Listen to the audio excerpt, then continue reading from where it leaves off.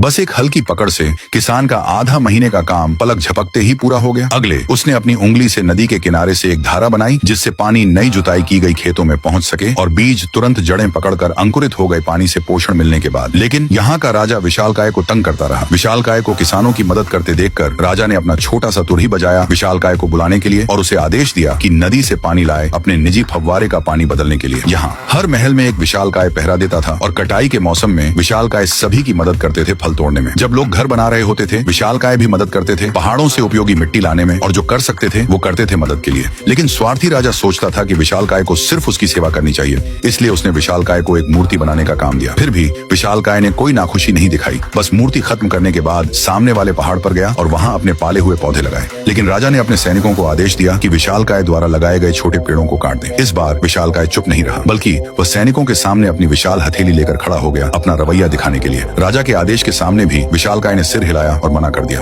गुस्साए राजा ने तुरंत अपनी तुरही निकाली और बजाई। सैनिकों को आदेश दिया कि विशालकाय पर हमला करें। उसे क्या पता था कि इस मूर्खतापूर्ण हरकत ने पूरी तरह से विशालकाय का दिल तोड़ दिया और निराश विशालकाय वहीं से चला गया। विशालकाय को धीरे धीरे नजरों से ओझल होते देखते हुए राजा ने पेड़ों को काटने पर जोर दिया। इस तरह उसकी लगातार कटाई के तहत आसपास के पेड़ धीरे धीरे काटकर खत्म कर दिए गए। शहर जो कभी हरे पहाड़ों और साफ पानी से भरा था धीरे धीरे हवा और रेत से क्षय हो गया और अंत में वहाँ जीवन का कोई संकेत नहीं बचा। यहाँ के लोगों को अपने परिवारों को दूसरे शहरों में ले जाना पड़ा रहने के लिए। सिर्फ राजा अकेला रह गया और पहले बनाई गई मूर्ति जर्जर हो गई थी। तब तक राजा को आखिरकार अपनी गलती का एहसास हुआ। विशालकाय द्वारा छोड़े गए पद चिन्हों को देखते हुए जब वो गया वह विशालकाय को खोजने की यात्रा पर निकल पड़ा। न लगातार भारी बारिश और न ही कीचड़ भरी सड़कें उसे रोक सकी। विशालकाय को खोजने के अपने रास्ते में उसने लोगों और विशालकायों को सामंजस्यपूर्ण रूप से एक साथ रहते देखा और एक साथ अपने घरों का प्रबंधन करते देखा। या तूफानी और ठंडे मौसम के दौरान विशालकाय पहरा देने वाले महलों को अपनी बाहों में पकड़ लेते थे। इस पल उसे आखिरकार समझ आया कि विशालकाय हमेशा से चुपचाप उनकी रखवाली कर रहे थे। रास्ते की सभी कठिनाइयों को सहने के बाद जब वह हार मानने वाला था उसे आखिरकार वह आकृति दिखाई दी जिसके बारे में वह दिन रात सोच रहा था। इस समय विशालकाय अभी भी पौधे लगा रहा था। फिर उसने पीछे से कदमों की आवाज सुनी, मुड़ा और एक दुबले दाढ़ी वाले बूढ़े आदमी को अपने सामने घुटने टेकते देखा।